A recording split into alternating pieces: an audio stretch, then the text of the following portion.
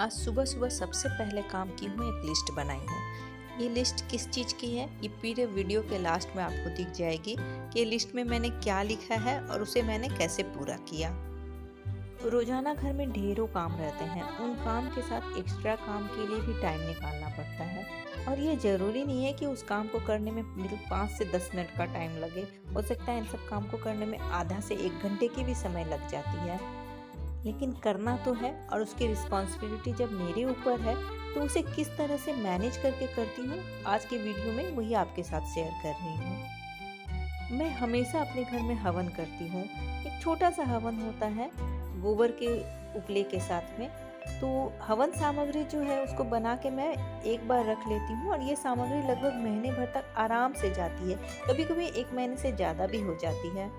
इसमें जितनी भी चीज़ों की ज़रूरत होती है सबको अच्छे से छोटे छोटे टुकड़ों में काटी, कुछ चीज़ों को मैंने चूर के भी रखा है और इस तरह से इनको एक डब्बे में स्टोर करके रख देती हूँ। लगभग 1 महीने से ज़्यादा जब ये मेरा चल जाता है तो सोचिए, एक दिन 1 घंटा और पूरे महीने भर की आराम।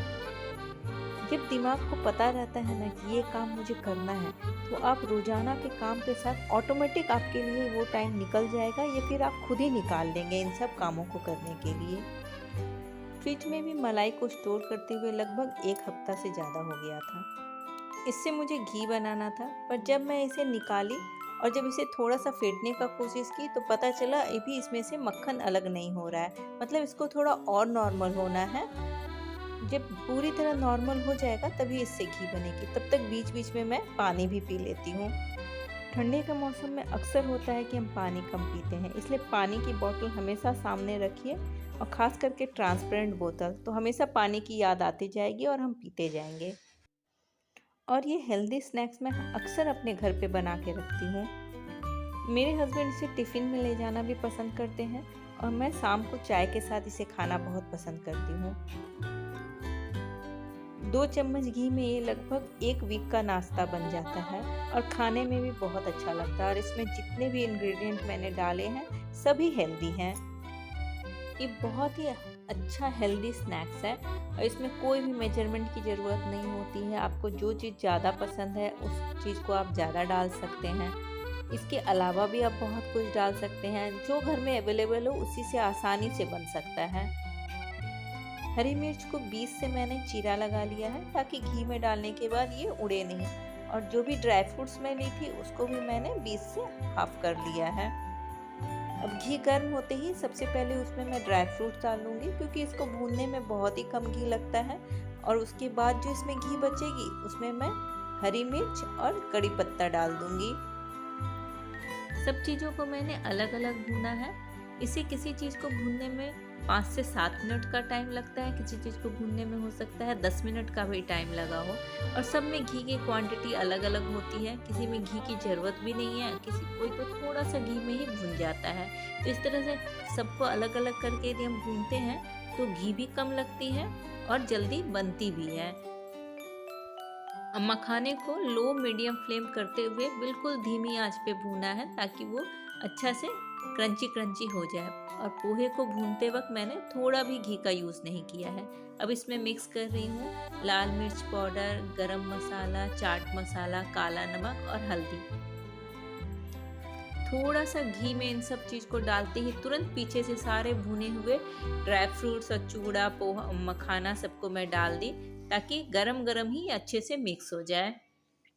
15 दिन तक तो एयर टाइट डब्बे में इसे अच्छे से रख सकते हैं।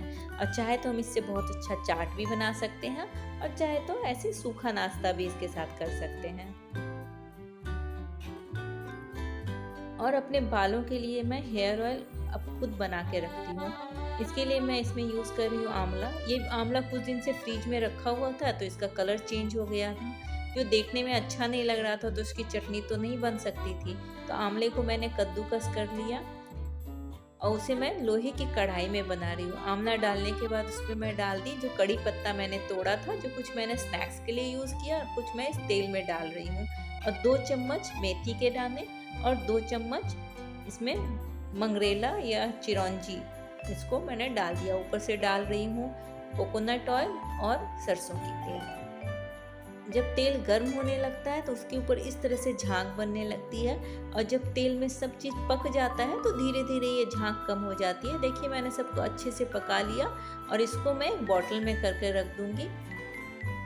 और आज में मैंने अपने बाल पे ऑयलिंग की हुई थी, जो मैंने अभी धोया है। और मुझे ये कुशन कवर चेंज करना था। कई दिनों से मैं सोच रही थी कि इसे चेंज करना है, पर किसी न किसी वजह से ये टल जा रही थी। तो आज निश्चय कर लिया था कि इसे चेंज करना ही करना है। चेंज करने के बाद मैं थोड़ी देर धूप में आके बैठ गई, क्योंकि बाल धोने के बाद थोड़ी ठंडी तो मुझे लग रही थी। और इस टाइम कि जाती हुई धूप हमारे घर पे आती है तो बहुत अच्छा लगता है। ठंडी की धूप तो खैर सबको बहुत अच्छी लगती है, मुझे भी अच्छी लग रही थी। तो थोड़ी देर जानबूझ के बैठ गई ताकि मेरी बाल भी सूख जाए। बाल सूख गई, थोड़ा सा रेस्ट भी कर ली, फिर आ गई किचन में। मुझे बनाना था नारियल का लड्डू। इसके लिए नारियल तोड़ना मुझे ज़रूरी था। तो पहले नारियल तोड़ी और उसे मैं कद्दूकस कर रही हूँ। कद्दूकस मैं टीवी देखते देखते कर रही हूँ, क्योंकि मुझे सीरीज़ देखना बहुत पसंद है और ये देखते हुए काम करती हूँ तो पता भी नहीं चलता है कि कब काम खत्म हो गया। नारियल को दूध के साथ मैंने चढ़ा दिया है। इधर दूध गाढ़ी होती जाएगी, दूसरी तरफ बना रही हूँ मैं घी।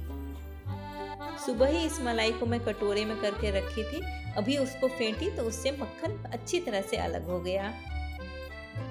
और एक तरफ मैं चढ़ा दूंगी घी। देखिए ये उसी कढ़ाई का यूज़ की हूँ ताकि मुझे धोने में बहुत सुविधा होती है। दूसरी तरफ जैसे दूध गाढ़ी हो जाएगी, अच्छी तरह से सूख जाएगी, इसका लड्डू बना के मैं रख दूंगी। चलिए फाइनली मैं दिखा रही हूँ मैं क्या क्या लिस्ट में बनाई थी। देखिए ये अच्छे से दिख रहा है, मैंने बहुत शॉर्ट फॉर्म में लिखा था। सबसे पहले मैंने लिखा था पोहा स्नैक्स कोकोनट, जिसकी लड्डू बनानी थी, घी मुझे बनानी थी, हवन सामग्री बनानी थी, कुशन कवर चेंज करना था और हेयर ऑयल बनाना था। तो पूरे वीडियो में मैंने अपना काम दिखा दिया।